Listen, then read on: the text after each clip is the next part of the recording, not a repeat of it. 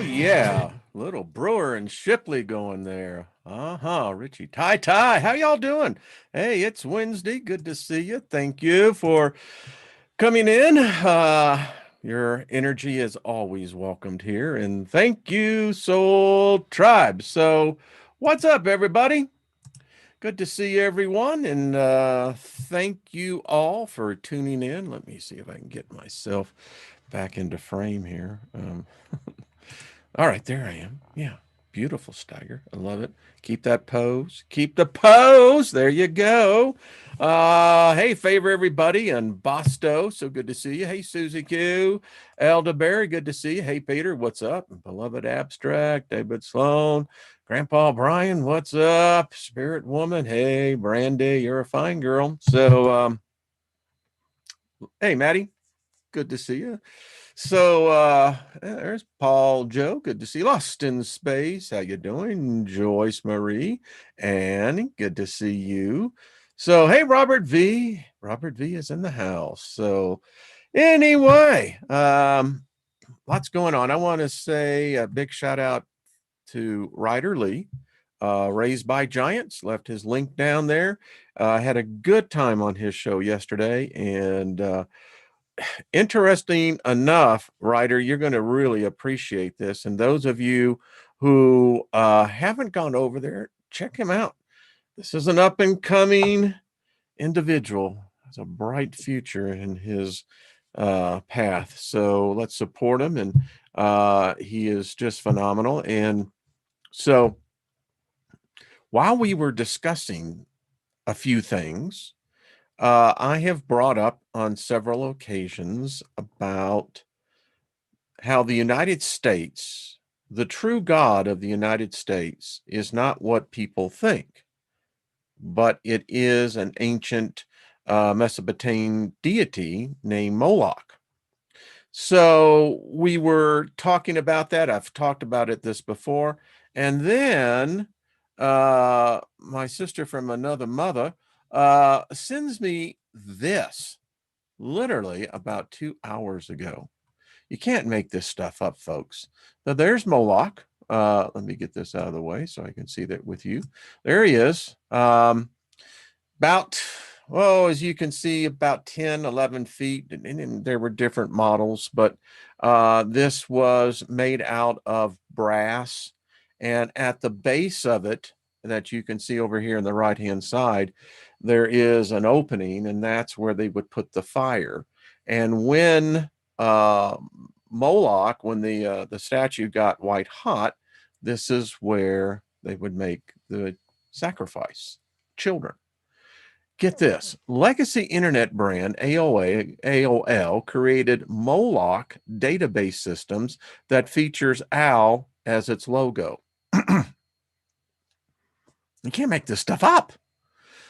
This went on to say, a few days ago, we reported on how the tech giant Microsoft recently filed an international patent for a design that uses human body activity to mine cryptocurrency. You see, what we don't understand is that, yeah, we're born into debt, but listen, there's great value on each and every one of us. And anyway, if that wasn't strange enough, the patent's publication number is WO/2020/060606, or as some seem to believe, World Order 2020 666. Dun dun dun dun. The words world order in this case could refer to the New World Order and 666. Now we're combining. Yeah. Is commonly known as the number of the beast, also the number of man, or the devil's number, which is mentioned in the book of Revelation. Now, here's the weird thing. The same company also uploaded a controversial YouTube on Good Friday. This was a year ago, of all days, that featured spirit cooking Satanists. I've read about this before. Didn't get to see it because they no longer up there. Anyway, it's been removed. Now it was recently brought to light that AOL, I remember I was a customer of AOL back in 1994. A web portal internet service provider back in the day was immensely popular in the 90s. It apparently set up and dubbed Moloch, which is described as an open source, large scale, full package capturing, indexing, and database system. And you can't make this stuff up. You really can't. And then this is the background of Moloch. And you can see there's several renditions of the name. It's a biblical name of a Canaanite god associated with child sacrifice.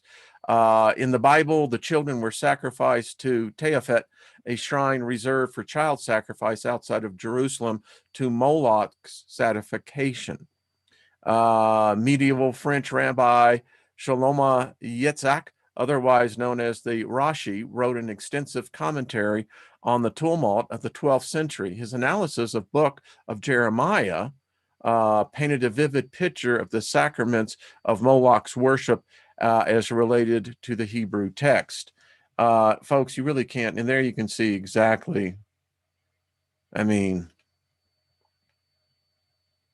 folks, we live, and this is the Bohemian Grove. Back in the day, it was really something. Yeah. So this weird, isn't it?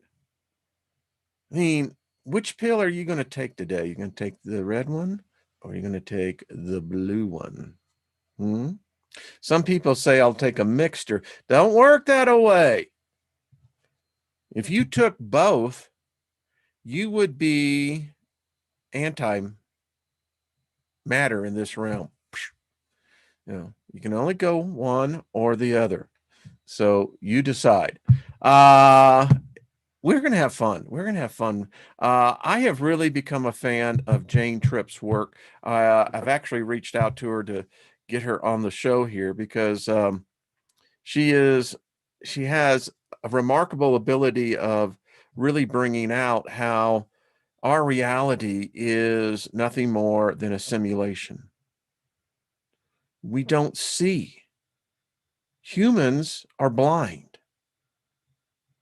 And we know this because if you call sight our limited 3% of the light spectrum light, well, then you're living in a false reality, sweetheart, because we're missing 97% of the other light. I contend, and it's just my opinion, that humans have not fully grasped what light is. We're just like infants, not really sure what we're looking at, but boy, it's pretty. Look at it sparkle. And that's just my opinion. But I know this. I know when I can project out of my body, when my thoughts enter into the realm that's right here. I know some think that it's, another dimension. I don't think we fully grasp really what this dimension is. Again, we have such limited knowledge. Everything that's predicated today in the ideology of metaphysics, spiritualism, etc., is really predicated on a very limited amount of knowledge. Much of the knowledge has been lost. So we could say that we would be still in our infancy in really understanding what it is that we're in. This is what makes this whole topic so multidimensional. It's a plethora of many different shades, many different sparkles, many different points of view.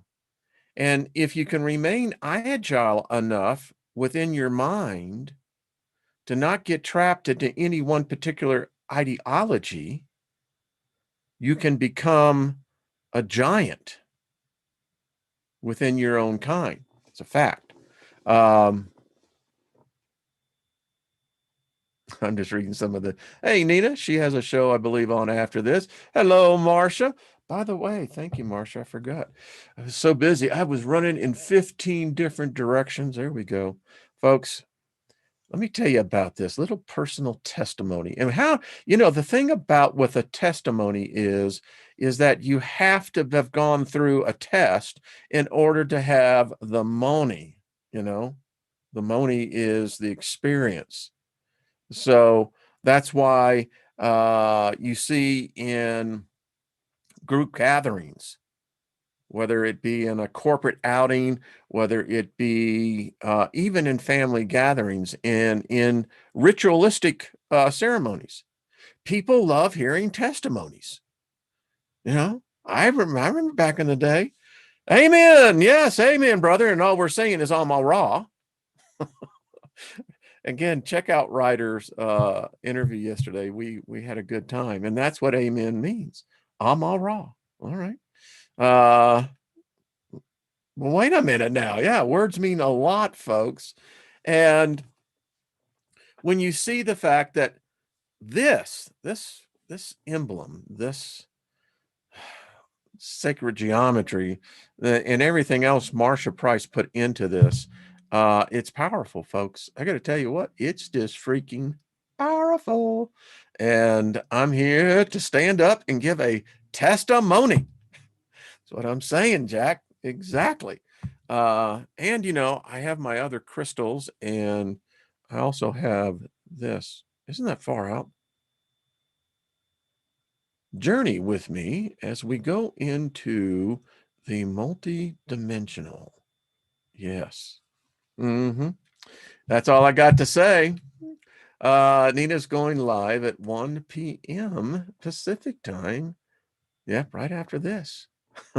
So anyway, let's get right into it. So here is the foundation of which it's a reality. I are both the past, present, and future. And it's amazing how this spirit energy within us adapts to this dimension, this time dimension, this whole thing we call physical matter. And then you get these electromagnetic bodies that are remarkable pieces of engineering, and we marvel. That's all I got to say. Love my tea too. Let's just take a break. If you got it, well, share it. If you don't, well, we'll take a sip for you. Anyway, so just checking out the Susie Q. Yep, Marsha is a true artist at work.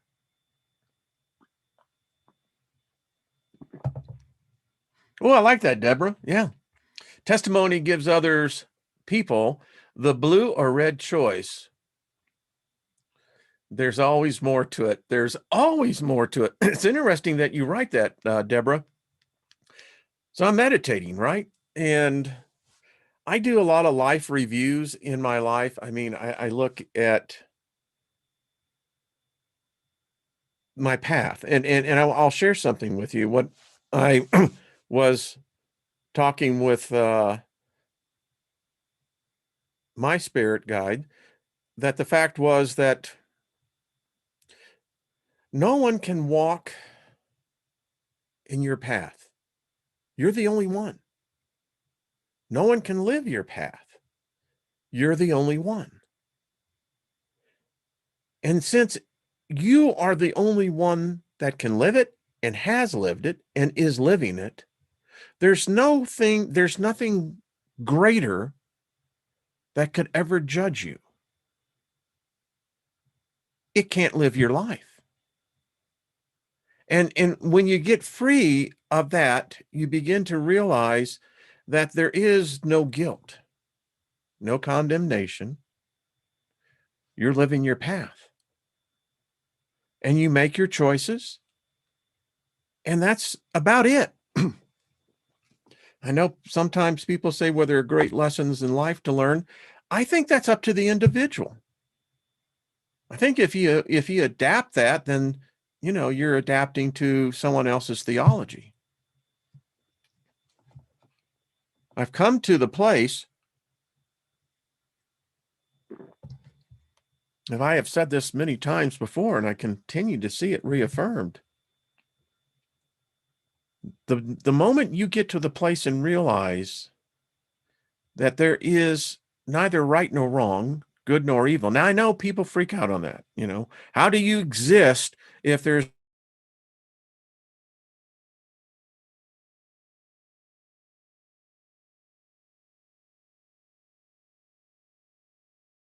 evil, God or the devil? Never had it, so you can't say and come back on me and say, well, that can't you wouldn't have civilized society. I challenge you. Show me your proof. I mean, seriously. I mean, if you get to that point where you realize that, yeah, anyway, this is all related. It really is. So,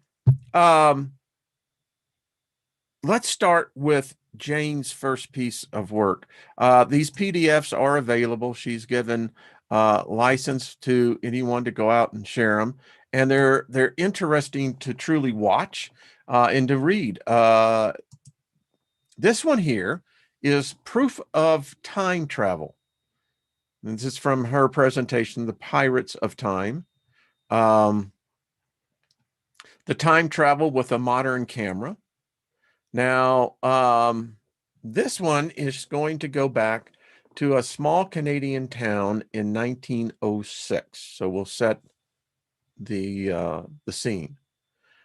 She says, alert, the photo you see in this book is one of thousands of vintage photos archived around the world that have real time travelers in them.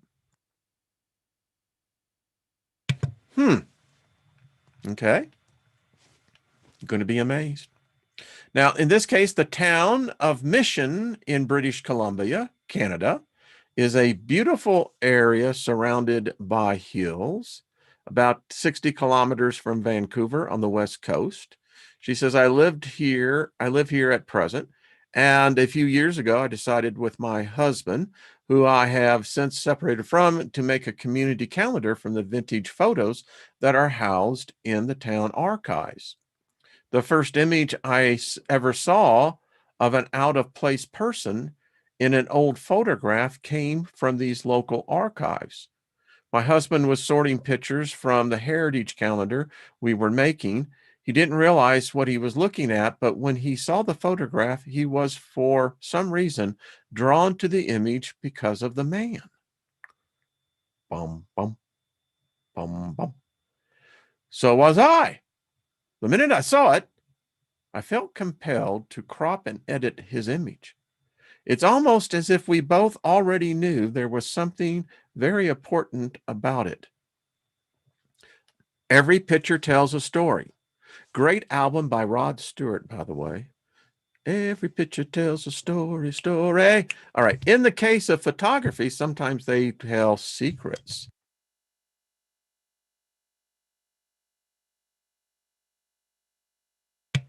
Excuse me. The photograph you are going to see is the first one of many that I was to discover of an unimaginable strange category. It was taken in circa 1906.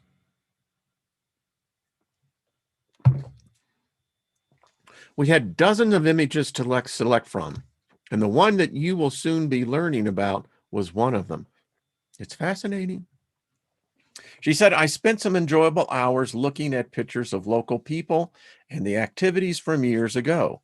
It was a fairly moving experience, seeing some of them close up, and I also learned a lot of extra local history, which was very interesting. She said, it had already become a habit of mine to check out photos carefully. Excuse me.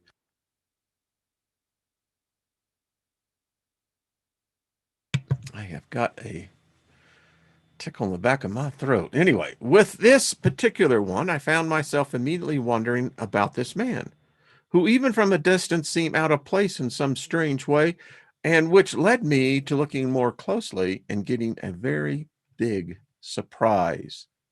In the vintage photo, not only did I see something impossible, a photographic oopart, but I saw the type of technology imagery I have found in my own images when I have captured modern covert operations and edited results. But they were embedded in modern digital images, and the ones that I am presenting in the Pirates of Time are over a century old. Since I found that the first one, I have seen hundreds of them. There are many thousands out there around the world, and you can find them as well, usually without spending a penny. I'm very used to finding anomalies on my own photos because that is part of what I do.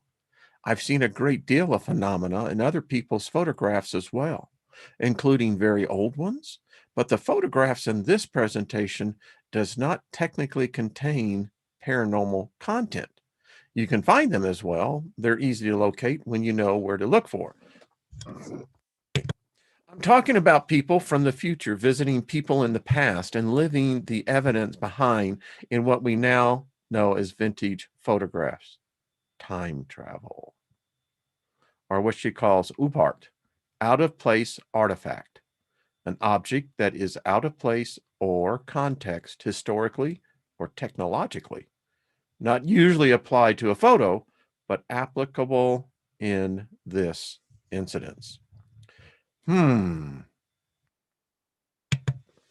century ago is a little early for technology that most people on this planet believe doesn't exist even now.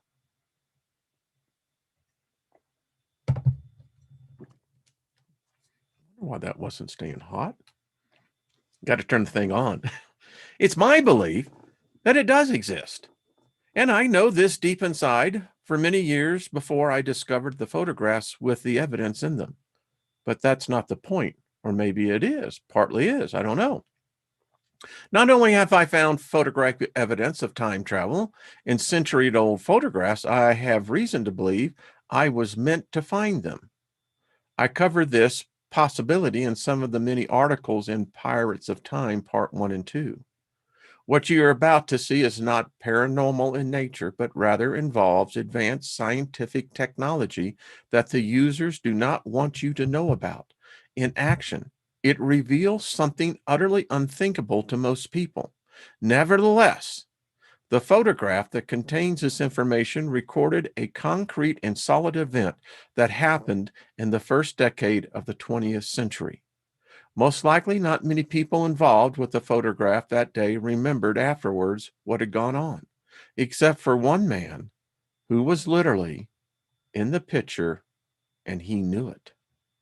I'm about to prove to you that time travel is taking place. This is the story about the first of many extraordinary photographs that I have discovered in your introduction to a sci-fi world that is in fact a reality that you probably never imagined was or could be true, all told in edited images taken directly from a genuine time travel photo. You will be amazed at the depth and clarity of images embedded deep within the photograph. You will see human operatives, aliens, and the unfortunate people they came to experiment on. They are not digital artwork, but real photographic images. And you can learn how to find and uncover such secrets yourself free. This book is my gift to the world, the truth and the proof. So here's our picture, folks. Now take a look at it. We know that it is around the turn of the 20th century, 1900. Why? Well, because we can see the towers, and she's going to get in there. You can see they hadn't gotten telegraph yet. Electricity wasn't, out west, as they would say, out in the pioneer days. But anyway, here's our picture. Take a good look at it. And I'm going to stop right here because those of you in the chat room, I know there's a delay here. What do you see? And we can actually blow this up.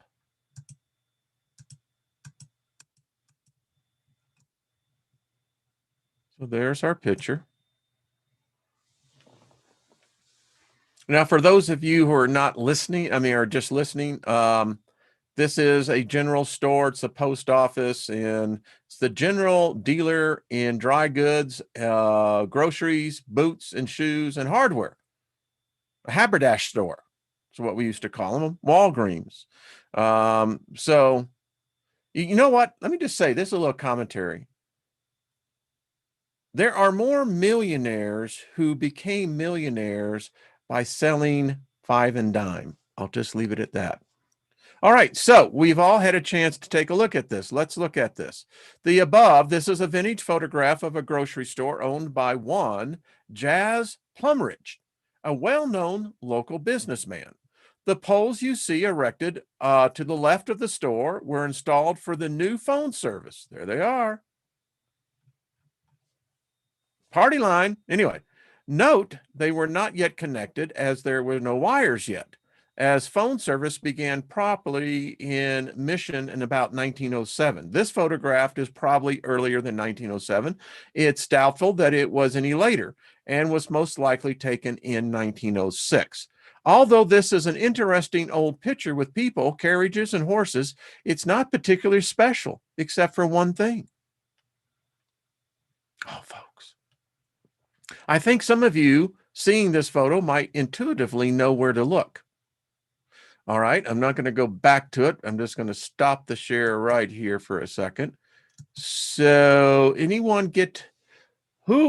anyone see where the anomaly is at? Janie says, I need a magnifying glass. I'll give you that. I understand. Your screens can be pretty small. And I'm just here taking a look. Hey, Candy Jim, what's up? Well, I don't see that many people answering the question. That's cool. It's no problem. So let's go back to our document. All right. So I know something about it electrified me straight away, and I had a very powerful intuition that I was about to discover something which was quite true. Now, why would it freeze up? There we go. If you guessed the lone man standing in the upper left of the image, you're right. He's standing on a very small bridge, just a rise, really, apparently watching the scene below where the photographer was busy taking this very photograph. I know exactly where the location that this man is in today.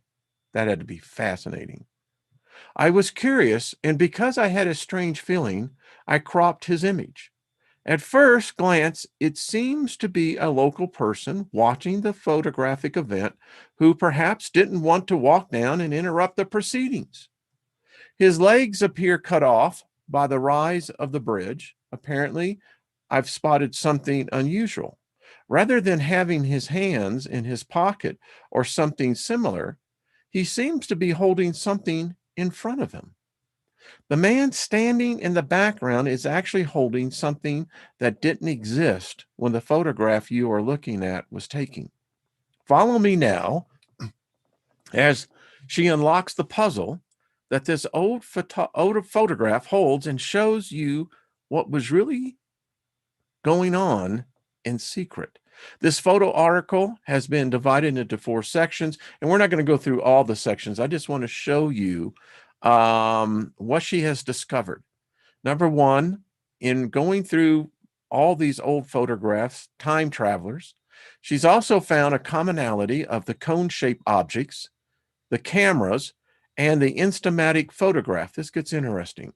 Note, you are encouraged to use the magnifying tool found at the top of the document when looking at these fascinating images. Many of the details can be seen best when viewed up close and enlarged. Much of the evidence is in the details, so please take your time when going through this ebook. So part 1, our time traveler. Now, because of the way that the picture is, you're already going, well, okay. And you begin to see some other things going on here. You go, okay. Here she says, I cropped out the area with the time travel in it. He's most likely working for the military industrial complex on a beyond top secret operations. Listen, I have gone through the documents, folks. The looking glass device.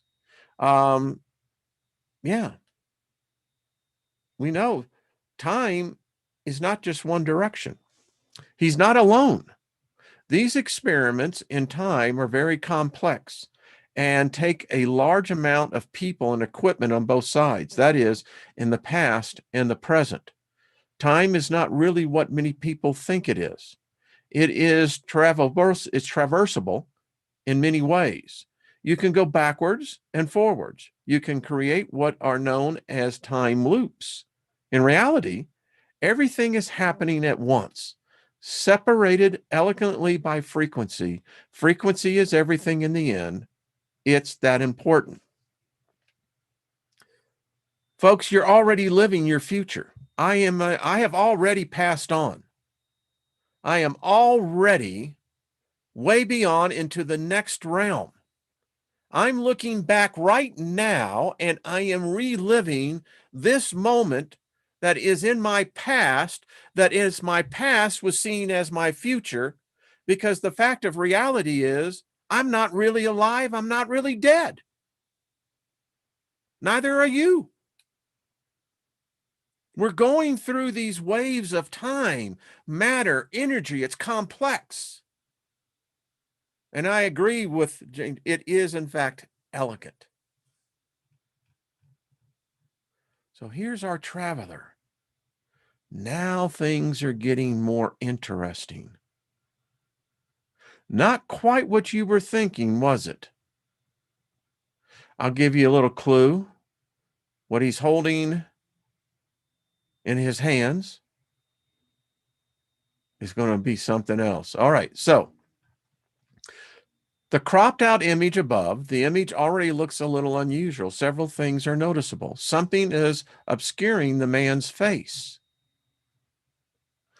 Kind of looks alien, doesn't it? Didn't we see that in the Vatican? Um, he is holding something strange in front of him with both hands at his hip level. On the right, to his left, a strange cone-shaped object is placed on the ground. You see it?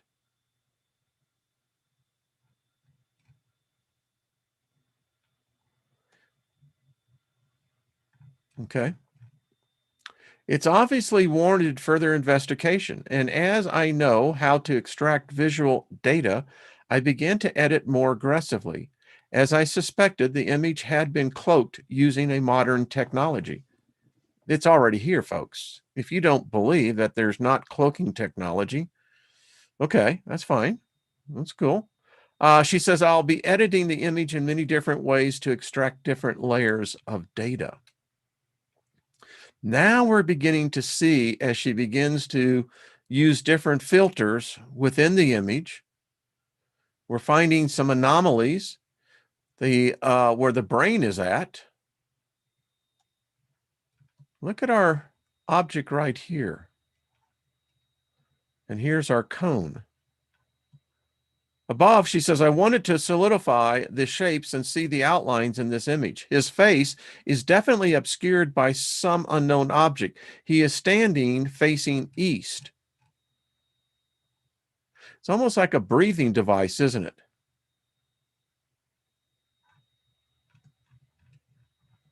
Imagine you would have to have a breathing apparatus. Even going through time, I don't know where you would actually find an atmosphere. Just thinking out of the box. If you magnify the image and look at the areas I've circled in white, you will see the outline of an instrument he's holding. Strange looking in this day and age, only because the year is around 1906 in the photograph. This object will be examined separately in detail and called the camera section. Above, this is a quick preview of the camera outlined roughly.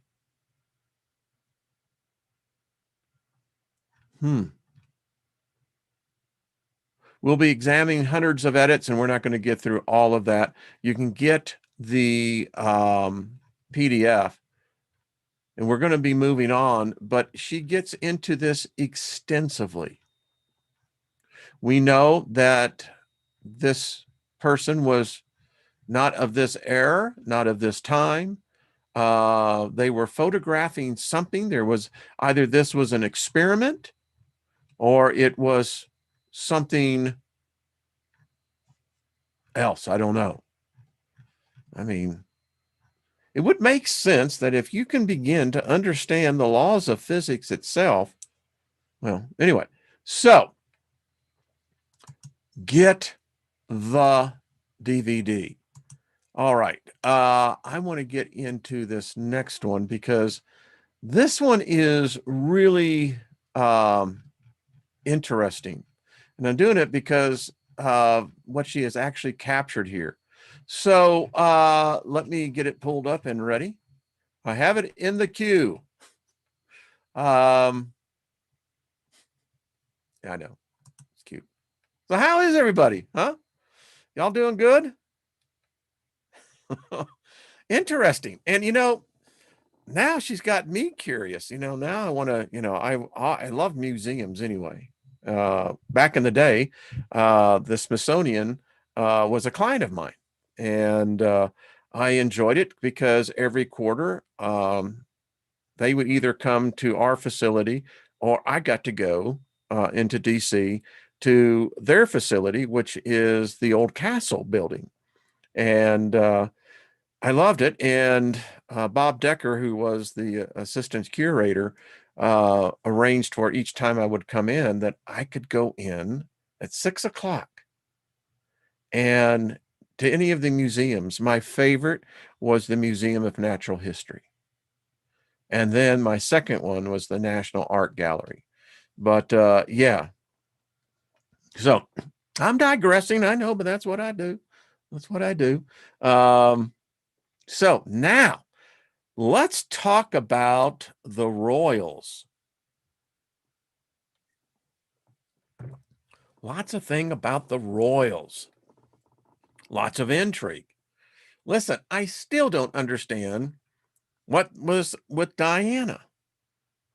I mean, she found out something, and her and Jody apparently talked where they thought that there was no ears listening, but there's always ears listening. And so I think so many of you will kind of relate to this because you remember that day. It's ingrained in our heads, as they would say. All right, so this is the Furious at the Royal Wedding TV Ghost when Charles, Prince of Wales, and Camilla Parker Bowles got married. Uninvited guests were present. The clearest ghost and trans time photographs you will ever see. Again, this is Jane Tripp's work. Love her work. All right, so let's get right into it. Again, she gives the background. This was in 2005 while taking photographs. I made an exciting discovery. What I learned was anomalous visual data can be retrieved from video footage by the simple process of taking photographs of the TV or computer screen as the video footage is being played back. I find the implications of this discovery to be quite awesome and very important. It opens up many possibilities for acquiring interdimensional and trans-time information via the digital data. So stop and think about this. Digital data is data. It's digital. And if we can now put digital data into laser beams, light,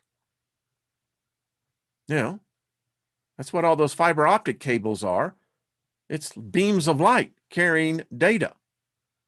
So if that is the case, then that data is technically in the ether. And because what do we have? Where did the internet come from? The Ethernet. That's what drives the internet. It is those on the other side in the ether. And if it hadn't been for Einstein And the biasness of that era, about 1906, we would have been far more advanced. But anyway, she went on to say she looked at this footage invisibly records paranormal activity occurring at the time that the footage is shot, as well as any available trans time information. Obviously, there would be, how else would you travel through time? Gene Roddenberry showed us that, you could decompose matter into light, transport it instantaneously, and we've already know theoretically in quantum mechanics that this works, and then reconstruct all that matter. I wouldn't want to volunteer for that, but anyway, so what did she just and I'm trying to pull it down, and you guys can get this for yourself again. So here's her discovery. The day I made this discovery just so happened to also be April 9th, 2005, the same day that Prince Charles married Camilla Parker Bowles, as I found out when I turned on the TV in the morning to relax for half an hour before beginning chores. Although I'm English, I have no love or respect for the royal family. So when I found the ceremonies being broadcast on so many channels, I soon lost interest, leaving the TV on, but turning the irritating sound off and picking up my camera instead. I took some photos of the sky through the open window and then some random shots around the room because I often picked up apparitions that way. Folks, you can do that. I don't do this all the time, but when I'm just in an experimental mood, I'll take, when all the lights are out, when everyone is asleep, I'll take the camera out and start taking pictures. Now, you think it's dark. It isn't. It's amazing how much light. Anyway, I digress. So she says, for some reason, I decided I would take a few shots of the TV screen. Not sure why, as I hadn't done this before, but this inner prompting paid off in a big way. For the first time, my photos included several that were aimed directly at the television screen during the live footage of the royal wedding ceremonies. I carefully photographed several sections of the ceremonies that took place at Windsor, Guildhall and St. George Chapel. To my amazement, when I checked the photograph, I found that some of the TV shots contained strange and out-of-place images, and one in particular was very striking. I have since recorded many hundreds of anomalous photographic images in this way. Isn't that, I'm just thinking to myself, poltergeist, they're here. I mean, that's what immediately came to my head. With the selection so far published representing just a fraction of my collection. So what you're about to see are just a few of the hundreds of anomalies I have so far lifted directly off my recording and TV video footage, starting with the royal wedding. So let's get right into this. I mean, look at that. Y'all see it? Sure you see it. I don't know. Just saying that dude don't look like,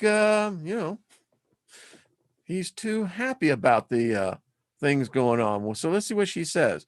There are several anomalies visible to the above image, two of which we will examine. The first we will look at are the large and glaring face of a man who is clearly very pissed, angry, seen in the center of the photo.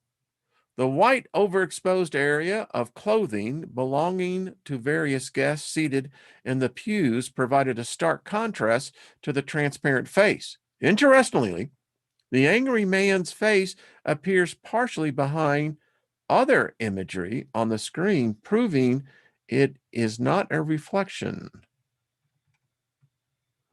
That dude looks pissed, doesn't he? I mean, if you're walking on the ethereal plane and you come across a face like that, all I got to say is keep on trucking, baby. All right, so that one is very obvious. Left, the area cropped out reveals the larger-than-life face of the angry person who is staring intently out from the wedding scene.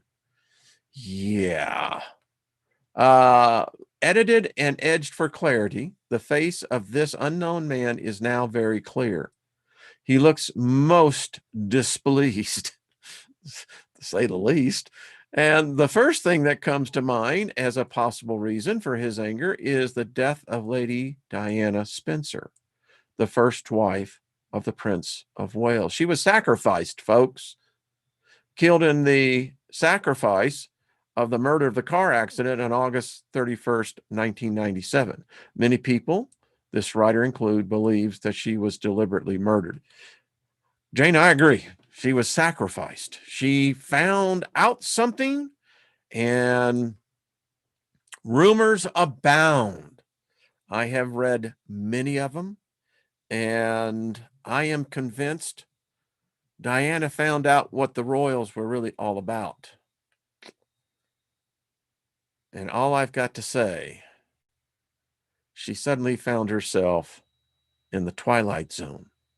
Doom, doom, doom, doom, doom. Yeah, that's what happened. I think she found out who and what they were. All right, so look at this cat. Wow.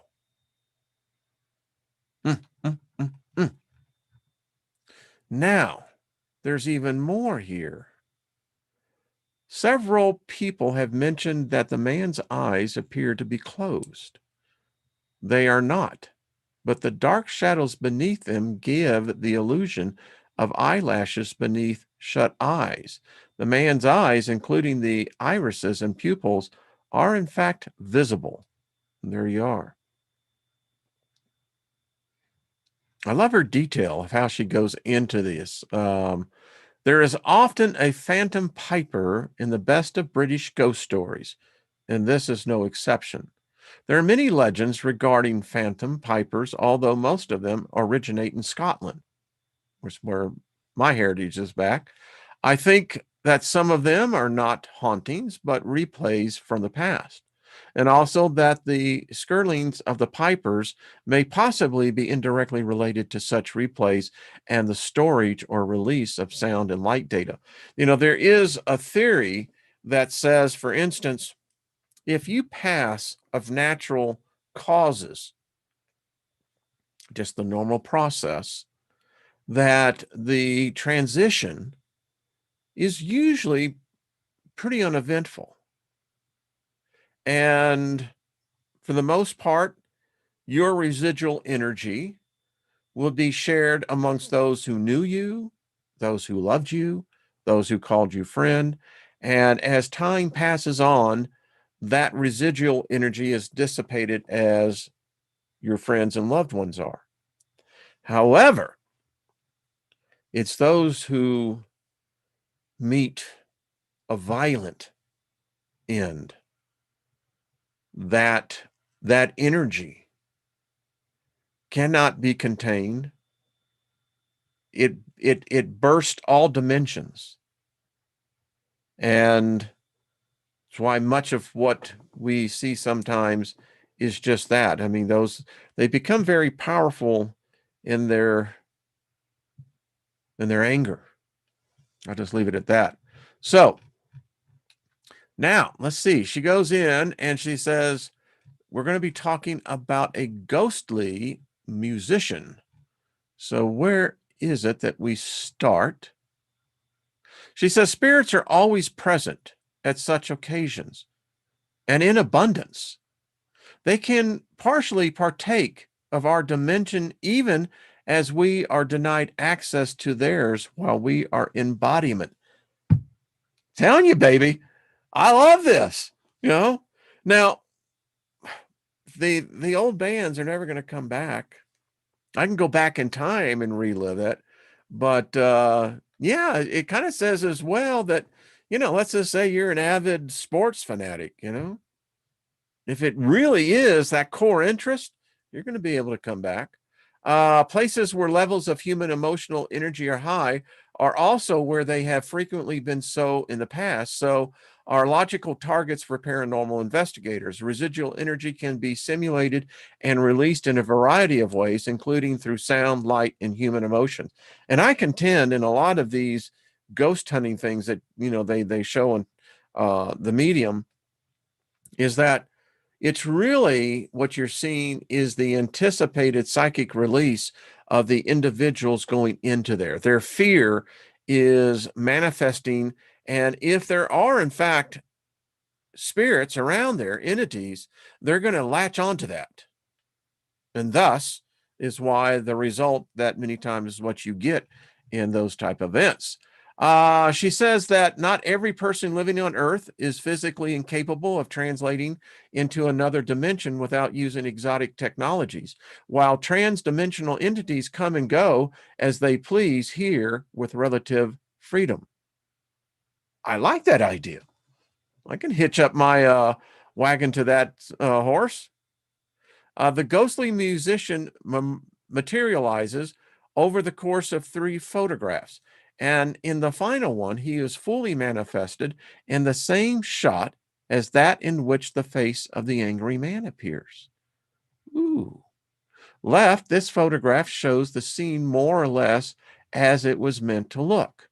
The box surrounded the area where the phantom piper is about to manifest is subsequent photographs, finally appearing with the face of the angry man. Here, the scene appears normal, showing the lady dressed in white, seen behind the ornamental candlestick, which is attached to the pew where she is standing in. Okay.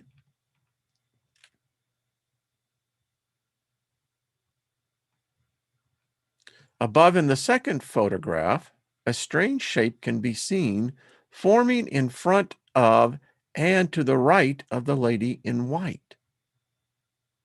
Why, yes. Yes, indeed. It isn't completely manifested at this point. The anomaly can be seen cropped and enlarged in the insert. Okay.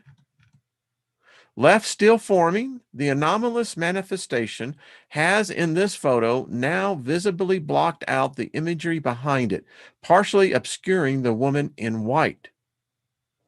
Why, yes, that is indeed happening. Wow. Left in the final photo, the cropped anomaly clearly shows a piper in ancient costume. Yes, it does. He appears to be wearing a very old form of the traditional feather bonnet worn by Scottish Highland regiments.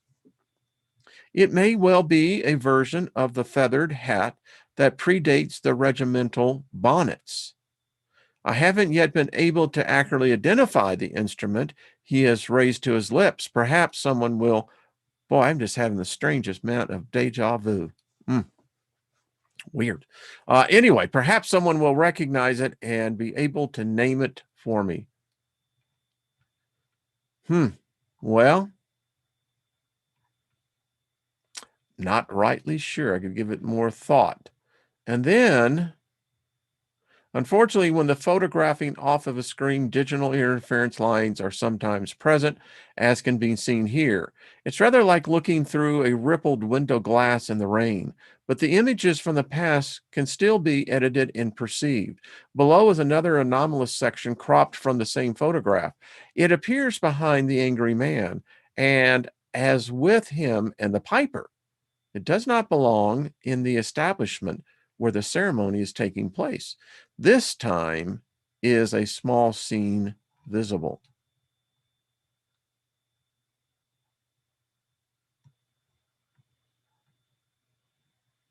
You have to, I'm sure if after a while you get really good at this.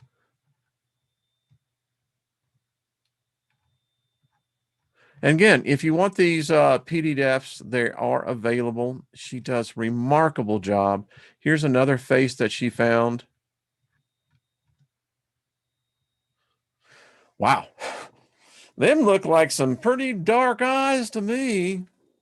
If the windows are the soul, I don't want to go. where those eyes are looking from.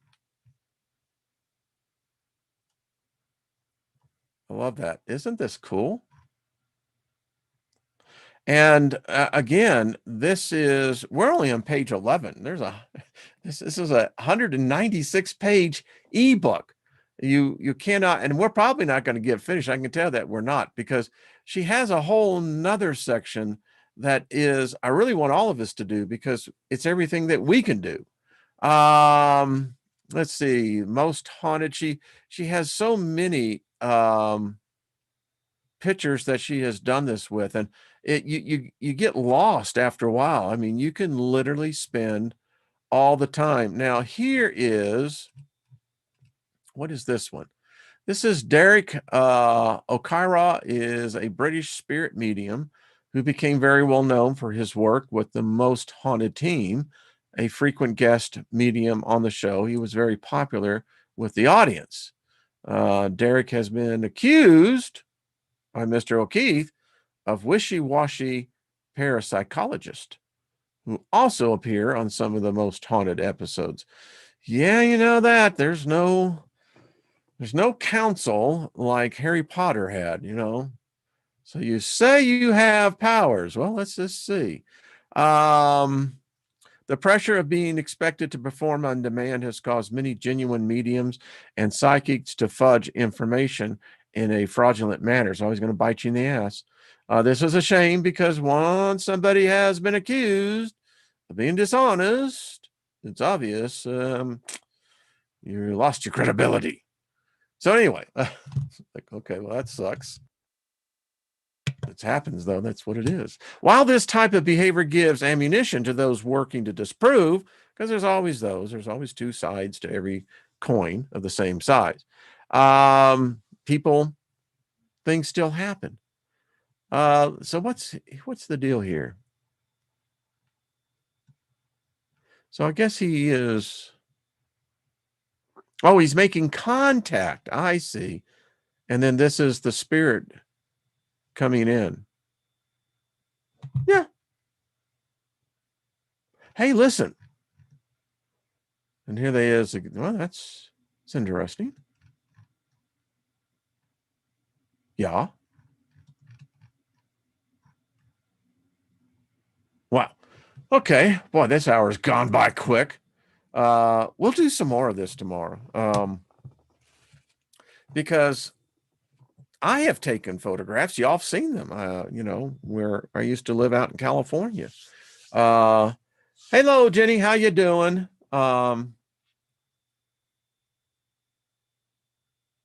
See, I don't know what the conversation is. So I'm like, just stopping in like, hello, how is everybody? So yeah, I believe we can do this. I meditate more and more that I know I am spirit. I know I am in this body. I have seen my departure. I have seen it.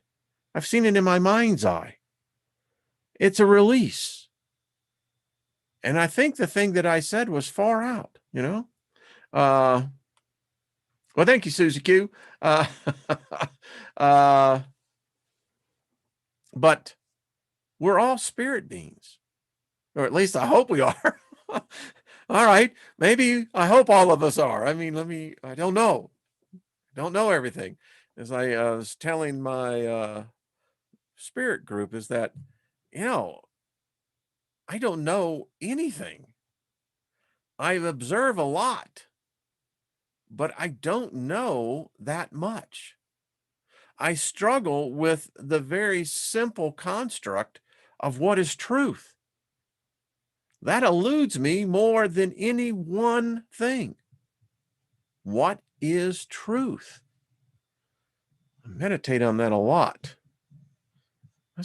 That's got some really good discussions in there. Anyway, so yeah. Hey, Julianne, how you doing, my dear? Grandpa Brian, hello, and all the rest of you. It is, Jenny. It's a release. They say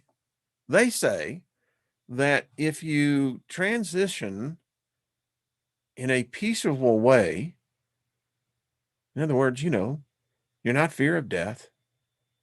Embrace death. It's alive. But anyway, they say it's orgasmic. I don't know. I mean, I'm sure we've experienced it, but I don't remember. So what can I say? Hey, Amber, how you doing, dear? It is a good topic, and we're going to get into tomorrow because I think many of us have photographs that we have taken. And if you know the techniques of how to bring this out, and I love her point that light, that's what a camera is capturing is light. And you can't say that the optics of a camera through the iris of focusing in, that it's somehow going to occlude all other light. We just can't see it. Our technology doesn't allow us to bring it out. But now we do have that technology, and it's available to anyone. It's cheap. And it's like the old thing. I keep on hearing Philo in my head. The Creator will create no space where life does not exist. The Creator is not wasteful, never stops creating. So it would appear to me, even if it's of an energy of a light that we don't understand, that we can capture them. Smile, you know, that's I've shown you how some of these viruses have face that they're smiling, you know, like, hey, I'm about to really mess you up, man. So, hey, you know, you know, they had that one virus that I think showed everyone giving the finger. I mean, all right. If consciousness exists on the cellular level, it would make sense that if a person really has a good attitude, that why wouldn't a cell come in going, hey, buddy, I'm just saying. All right. So I'm a little bit running over. Hey, Jack, what's up? This has been fun. It really is. I mean, they're all around. They're here. That's all I know. All right. Much love to you folks. Thank you. Enchante, enchante, enchante. Peace be unto you and prosper. It is an exciting experience that we're in. Regardless of what the outside reality is being imprinted, it can't imprint itself within us. Just a fact. Thank you, Lost in Space. Peace. So just keep that in mind. All right. Much love to y'all. Thank you all. Thank you, moderators. And thank you, Soul Tribe. See y'all tomorrow. Make sure to check out the interview with Ryder. Let's get his views on this video. Let's make it get over 400. You know, that begins to help for his channel. And again, subscribe. All right. Peace out, everyone.